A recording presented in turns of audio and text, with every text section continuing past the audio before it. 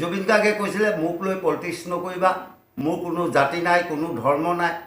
কিন্তু বিৰোধীসকলে ৰাজনীতি কৰি পেলাই যে এতিয়া ইমান যে মানে বলিয়া হৈ পৰিছে, জুবিন গাৰ্গৰ কাৰণে তেখেতসকলে বিৰোধী পক্ষৰ ফালৰ পৰা এজন এডভকেট কিয় দিব নোৱাৰিলে? আমি তেতিয়া বিৰোধীৰ ওপৰত আমাৰ আস্থা থাকিলে তেখেতসকলে কিবা বিল এখন পাছ হ'বলৈ দিবৰ সময়ত কিবা বিল এখন বনালে, তাৰ কাৰণে তেখেতসকলে প্ৰতিবাদ কৰি পেলাই ওলাই আহে। কিন্তু ইয়াত যে দেখিলোঁ তেওঁলোকে একোৱেই নাই, তেওঁলোকে কৈছে যে ন্যায় দিব নোৱাৰে চৰকাৰে। আমি একমত ৰাইজ জুবিনৰ লগত, কিন্তু আপোনালোকে বিৰোধীত আছে, আপোনালোকে কিয় এজন এডভকেট দিব নোৱাৰিলে?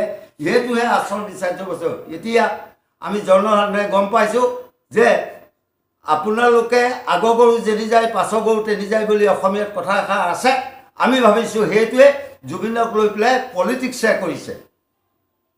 আৰু এইখিনি কথাকে মই সংবাদ মাধ্যমৰ যোগেদি অসমৰ জনসাধাৰণলৈ বাৰ্তা পঠিয়াইছোঁ। জনসাধাৰণে মোৰ কথাখিনি গ্ৰহণযোগ্য হয় নে নহয় বিবেচনা কৰিবৰ কাৰণে। জুবিন গাৰ্গৰ সন্দৰ্ভত আমি দেখা পালোঁ আগৰ কিছুমান কথা, বিশেষকৈ নীলোৎপল, সৌদিনাখন জোনমণি ৰাভা, গোটেই ন্যায় কাৰ্যৰ কাৰণে বিভিন্নজন বাট পথলৈ গোটেই অসমৰ জনমগ্ন হৈ গৈছিলে। জনসাধাৰণ ওলাই আহিছিলে, প্ৰতিবাদ কৰিছিলে ন্যায়ৰ কাৰণে। কি পালোঁ নাপালোঁ সেইখিনি জনসাধাৰণৰ জানে, মই ক'বলগীয়া নাই। জুবিন গাৰ্গৰ সন্দৰ্ভত কথাটো হ'ল এইটো যে জুবিন গাৰ্গৰ আমি গম পাইছোঁ মুখ্যমন্ত্ৰী কৈছিলে যে যদিহে মই জুবিন গাৰ্গক ন্যায় দিব নোৱাৰোঁ ৰাইজে মোক ভোট নিদিব। কিন্তু আমি দেখা পালোঁ চৰকাৰৰ ফালৰ পৰা বিভিন্ন তেওঁলোকে কামখিনি যিখিনি কৰণী সেইখিনি কৰি আছে। আৰু বিশেষকৈ পত্নী গৰিমা গাৰ্গেও প্ৰত্যেক দিনাখনেই আমি গম পাইছোঁ আপোনালোকৰ সাংবাদিকৰ সন্মুখত তেখেতে কৈছে মই ন্যায়ৰ কাৰণে অপেক্ষা কৰি আছোঁ।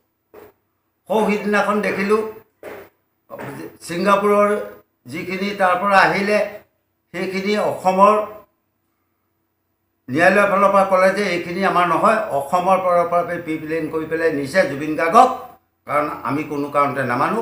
আৰু ন্যায়ালয়ে সেইখিনিৰ ওপৰত লোৱা নাই। অসমৰ যিখিনি চাৰ্জশ্বিট আছে সেই দফা সোপা কাৰণ 2000 3000 পৃষ্ঠা দি পেলাই দিছিলে, সেইখিনিৰ ওপৰতহে তদন্ত চলিব। আৰু লগে লগে ফাষ্ট ট্ৰেক আদালত হেৰি কৰিলে, এতিয়া হিয়াৰিং চলি আছে চৰকাৰী পক্ষৰ ফালৰ পৰা।